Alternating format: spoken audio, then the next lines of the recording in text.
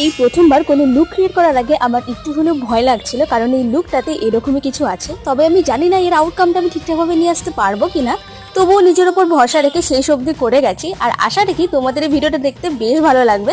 তো শেষ অবধি দেখতে থাকো। এই দেখেছো, কথার কথা বলতে ভুলেই গেছি কোন লুকটা ক্রিয়েট করব। তো কয়েকদিন থেকেই আমি আমার সমস্ত অনলাইন প্ল্যাটফর্মে দেখছি সবাই জন্মাষ্টমী স্পেশাল লুক ক্রিয়েট করছে, আর এটা দেখে তো আমি ভীষণ ইন্সপায়ার হয়ে গেছি।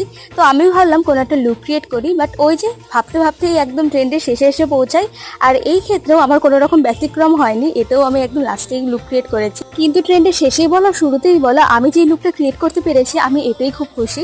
তবে এই লুকটার কিন্তু আমি কোনো রকম রেফারেন্স রাখিনি, আমার মনে যা এসেছে আমি সেরকম ভাবে সেজে গেছি। আমি বলবো না যে 100-এ 100 দিয়েছি, বাট আমি যে 80% দিতে পেরেছি এটাই যথেষ্ট। আর আমার কাছে যতটুকু যা ছিল সেই হিসাবে আমি সেজে গেছি। তো এখানে আমার মেকআপ ডান। আর এরপরে রাধারানী লুকটা তোমাদের কেমন লাগলো অবশ্যই জানিও। কি একটা কিছু মিসিং লাগছে তো হ্যাঁ, কলকার ভিডিওটা নেক্সট শর্টসে আসছে। বাই।